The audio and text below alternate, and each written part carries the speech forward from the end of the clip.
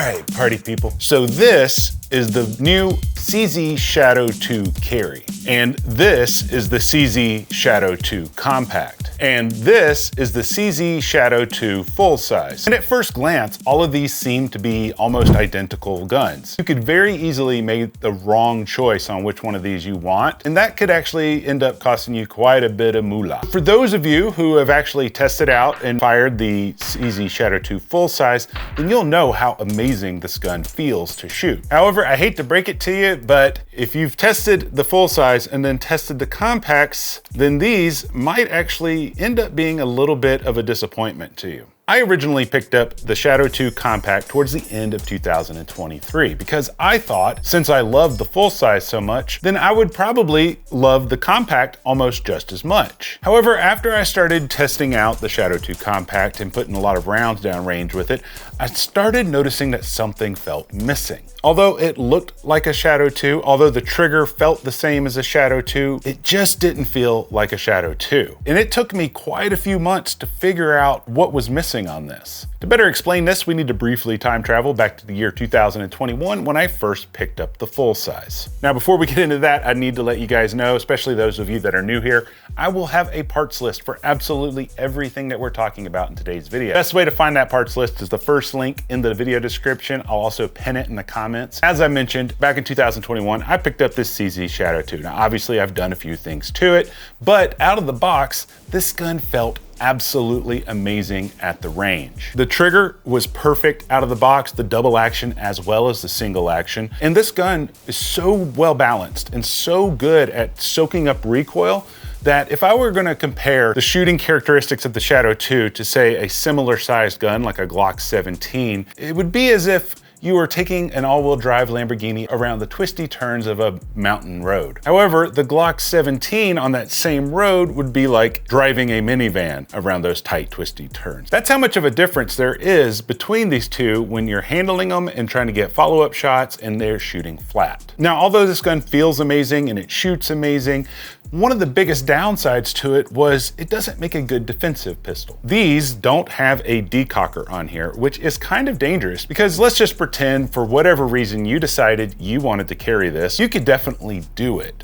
However, you either need to keep it cocked and locked with the safety on, because if you wanted to keep this in the decocked position, there's no decocker on here. It requires you to manually release the hammer with your thumb. Additionally, these do not have the firing pin block in there, making them technically not drop safe. Now, there is a lot of videos that I've seen from qualified gunsmiths where they said that these are in fact drop safe as long as you don't change out the firing pin in it. Because sometimes when people want to make this trigger lighter, they have to get a weaker hammer spring and then it causes light primer strikes. And in order to get rid of the light primer strikes, they have to get an extended firing pin.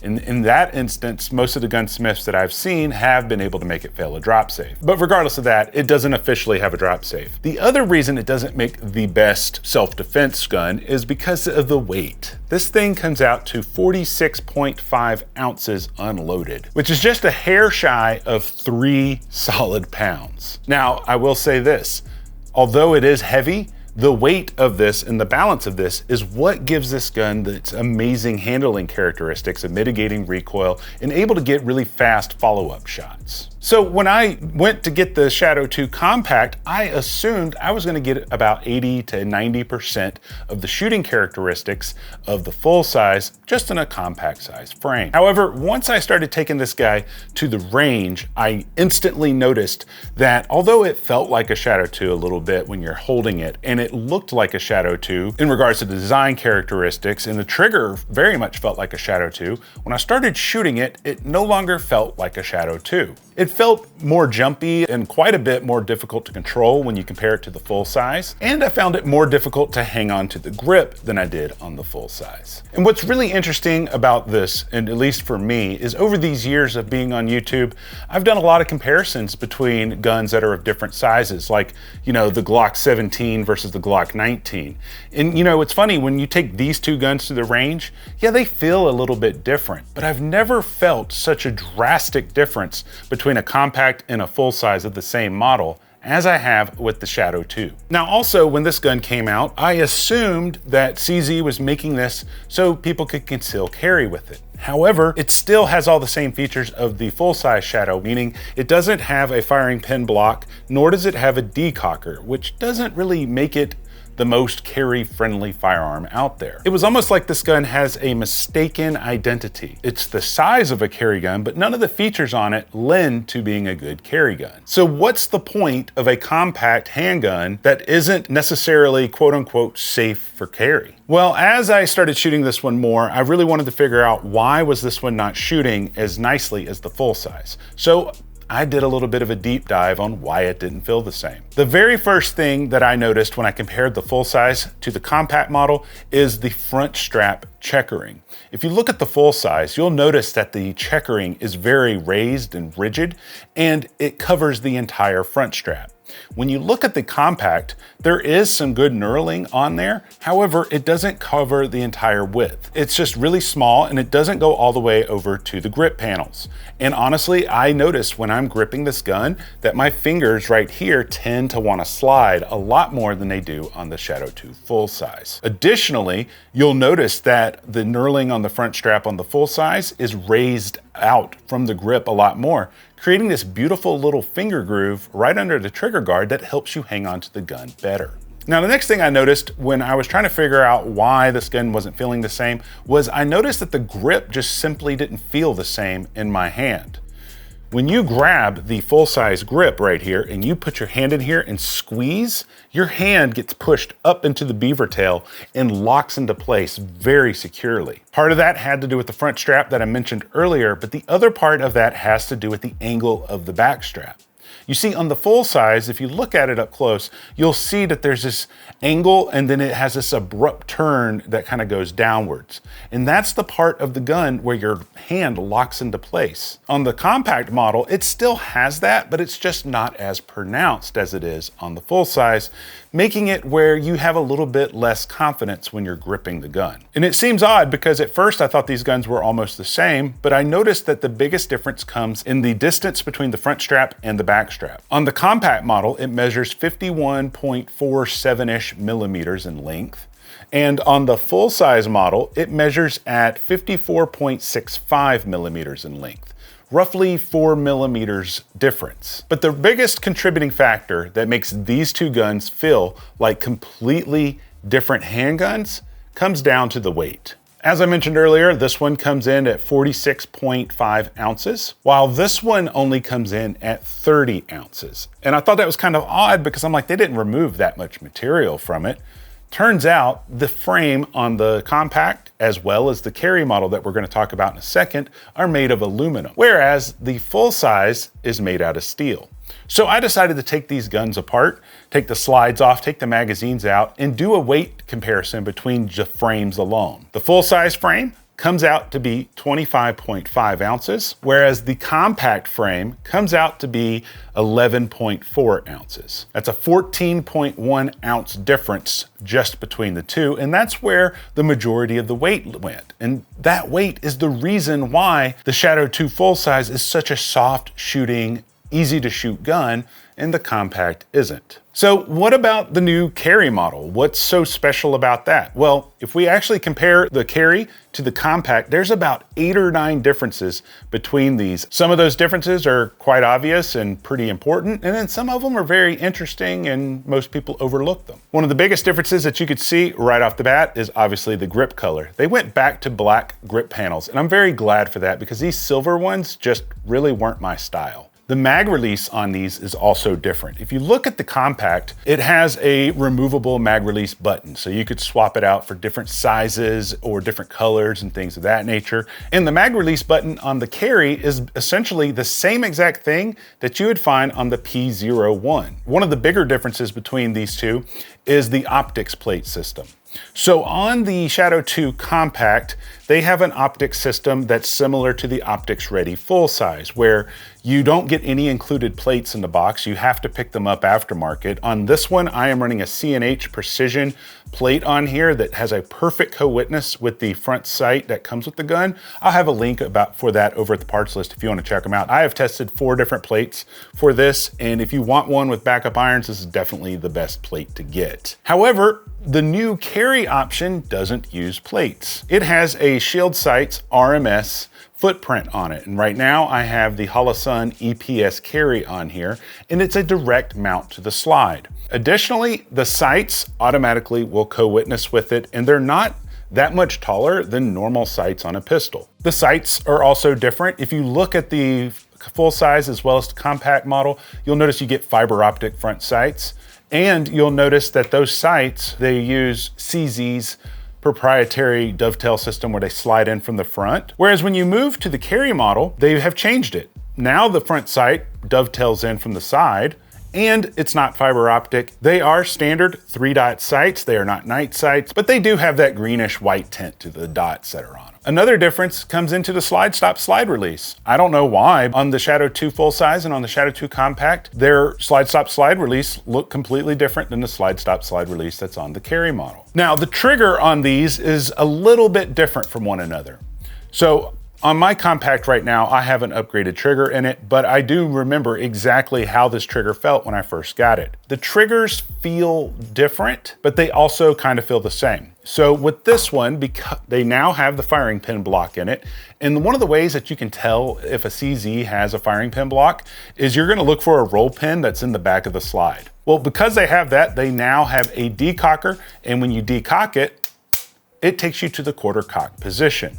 Very nice, because that's where I would want to carry the gun anyway. But because it has the decocker and the firing pin block, it does lend itself to having a little bit of a different trigger pull. Let's dive up close real quick so I can do a trigger pull test on it so you can get the weights of the double action as well as the single action. So before we get into the trigger pull test, a couple things I wanted to note. Number one, I actually put my original factory trigger back into the Shadow 2 compact. I originally swapped it out and put in a flat trigger that had a little bit of a weaker return spring, but I returned it back to factory so we could compare the compact to the carry to see if this firing pin block makes a difference in the trigger pull. I also have 3 different trigger pull gauges right here, and you'll notice readings on each of them.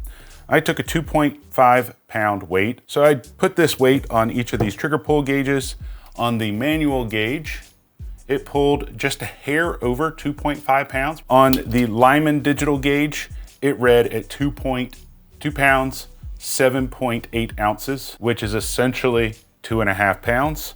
And then the Wheeler, it read at 2 pounds, 6.5 ounces, which is a hair under 2.5 pounds. And so the Lyman seems to be the most accurate. I do find that the actual mechanism on the Lyman is easier to do the trigger pulls with, and that's just my experience with them. So that's the one we're gonna be using for the comparison. Before we do the comparison though, should note also, both of these have a magazine inserted, both of them have a dummy round inserted. First, we're gonna do double action, then we're gonna do quarter cock, and then we're gonna do single action. So we're gonna start with the compact right here, and we're gonna do 5 trigger pulls and get the average. Average, it says 6 pounds, 4 ounces. Now, whether or not that's accurate or not isn't the biggest thing that we're looking for. We're looking at, are they comparable to one another? Let's switch over here to the carry model. So that one says 6 pounds, 5.7 ounces. So what did we get before? 3.7 ounces? So we're roughly 3 ounces heavier on the carry versus the compact. Now let's do quarter cock. So let's do the compact first. Average 4 pounds and almost 14 ounces on the compact. Move to the carry on quarter cock. Average 5 pounds, 4.5 ounces. I'll be honest, I don't remember what we got on the compact, so I'm gonna have to look at this footage, but can't remember which one was heavier or lighter. Let me know in the comments. Now let's do single action. 1 pound, 4 ounces on the compact, or 3.8 ounces, however you want to call it. Average is 1 pound, 11.5 ounces. So that brings me to my next point. Essentially, both of these guns have the exact same trigger weight between the carry and the compact, despite this one having the firing pin block and decocker. The reason that's important is in the past, CZ guns that had the firing pin block and a decocker had pretty atrocious triggers. I'm just gonna be real with you. You might disagree with me, but these triggers are extremely heavy. Just to give you an example, on this double action pull, on this P01, yeah, like that's about what the double action trigger pull is on the old school. This is the Omega trigger system. That is a legitimate reading. I've done it multiple times. I bring that up because not only were these triggers heavy in the double action mode, but they had what they call a stacking trigger. And for those of you guys that aren't aware, a stacking trigger is when you start pressing this trigger and pulling it back, it gets heavier the closer you get to the trigger breaking. It's almost like pulling a trigger uphill, if that makes sense. And it's really annoying. And typically the guns that don't have the firing pin block or the decocker have very linear weight trigger pulls, meaning there is zero stacking. It's the same weight at the beginning of the trigger press as it is at the rear of the trigger press. Just see how smooth that is? Very little going into that. And then we watch this one. See, I'm really struggling back here to get it past that wall where it breaks. Ugh. So when I got the carry, I was very worried that it was gonna have a stacking trigger, but I am very happy to report that there's minimal stacking. Now, it's not as 100% linear as the full-size CZ Shadow 2s or the compact because it does have the firing pin block and the decocker. But this is probably the best trigger that CZ has put out that has the firing pin block. There's minimal stacking. So when I start pulling it, I barely get, it's very linear all the way to about here. And then there's just this tiny little bit where it gets a little heavier, but it's nowhere near as atrocious as this trigger. Two things I've noticed also with these, and this is only something that you're gonna notice when you're dry firing, but I've noticed that on the trigger press on the compact is smoother than on the carry. On the carry, you get this very light sense of grittiness. And I'm not talking about like sandpaper grittiness. It's just, if we could try to pull it slow, maybe you can see it in my finger or the hammer. Let's see. See how there's a little stutter when this hammer's going back? Watch. Okay, let's try it on this one. See how smooth that was? Now, that could be a result of having, 700-800 rounds through this gun and only having about 100 through this one. That may be the case because I have noticed the more that I dry fire this, the more that I've shot it, that the trigger is smoothing out a lot more. But here's the thing, these differences are only really noticeable during dry fire. During live fire, you really don't feel that double action pull, the grittiness in it, especially if you're coming from the quarter cock position. It's very smooth. But when you're coming from all the way hammer down, that's where I get the most stacking. I've noticed at the quarter cock position, hardly any stacking at all. It's very linear. Another interesting thing that I noticed between the compact and the carry model is the flat spot that's on the top of the slide is a little bit wider on the carry model versus the compact. It doesn't change the dimensions of the slide in any way, but I just thought that was an interesting little detail. Another thing I noticed was the witness marks. So if you look right here, you'll notice these little lines where the witness marks are. Basically, that's how you take the gun apart. You pull the slide back to those witness marks, you push the pin out. Well, I noticed that the witness marks on the compact are in a different location than they are on the carry. And I think that they did that because of the decocker that's back there. So now let's talk about accuracy. In full transparency, I haven't put that many rounds through the carry yet. I literally just kind of got it. The main shots that I've really been putting through it were through my buddy Mike's from the Tactical Considerations YouTube channel. His came in first, and so I only got a little bit of footage of me shooting his, but I shot his quite a bit. And I can tell you this, at the range, it feels identical to the compact. Doesn't really feel much different, especially once you get back to the double action trigger pull. You can't feel any of that grittiness that you can feel when you're doing the double action pull. In regards to reliability, all three of these guns have been solid. I've got probably a couple thousand rounds through the full size. I probably got a little over 800 rounds through the compact, and then I don't have but 100-ish rounds to the carry model. But every single one of them has been completely reliable, regardless of the types of ammo that I put through it, whether it's 115 grain grain, 147 grain, or 124 grain, or if it's light loads or heavy loads, it all seems to run very reliably, at least for me, and the slide locks back every single time. Now, the one thing I will say is interesting about all of the Shadow 2s, regardless if it's the compact carry or the full size, is their accuracy. When I was at the range with Tactical Considerations and we were testing his out, I was doing the filming for him, but we were able to take it back to 150 yards, hitting a C-zone target at 150 yards with no issues. And for comparison, we also did it with some other polymer pistols and we weren't able to hit at 150 yards. So the accuracy does speak to how well that these guns are put together. So that brings me to my next question. If I was gonna choose between the compact and the carry, which one would I get knowing what I know now? Well, hands down, I would definitely get the carry and not the compact. And that's something that bothers me when companies do this. They just released this at the end of 2023 and then this one came out. Because the carry model is what the compact model should have been from the get-go, because this is built like a competition gun. But who's gonna use a compact gun in competition when somebody could just go get the steel frame full-size model and use that in competition? And so with the compact, I always felt like it just didn't belong. I'm like, why does this exist? It's not good at competition. It's not really great for concealed carry, whereas this one is good for concealed carry. So if I was gonna buy one of the compacts, definitely the carry. But with that said, as much as I really like the carry model, they just do not compare to the full-size model. And I'm hoping CZ is watching this, because you need to make the carry model in a steel frame.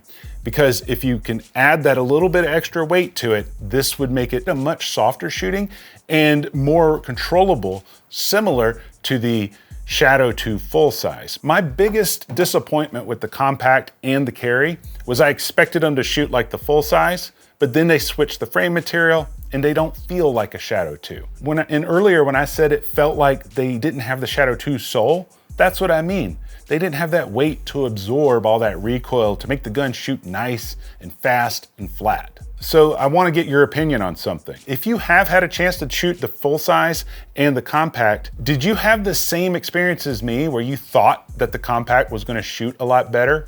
Or am I the only one? In the future, I'm probably gonna do a little bit of training with this, try to get used to that first pull. Even though I'm the best with this on the first initial double action pull, I'm still not as proficient as I'd like to be with it. And so I'm gonna do a little bit of training and practicing with this, and then I'm gonna pick up a holster for it and maybe get a light for it. So we will be doing an update video in the future once I get a proper 600 to 1,000 rounds through this. As of right now, I think it's the best one yet, but it still makes me mad that they decided to release the compact and get everyone to buy these and then release the model that's actually designed for carry. That kind of bumps me out a little bit. Now, if you guys want to do a deep dive into everything that I've upgraded on this one, highly recommend that you go check out this video right here, because I've done quite a bit to this guy and I'm going to do more to it moving in the future. But until next time, I love you and you guys stay sexy.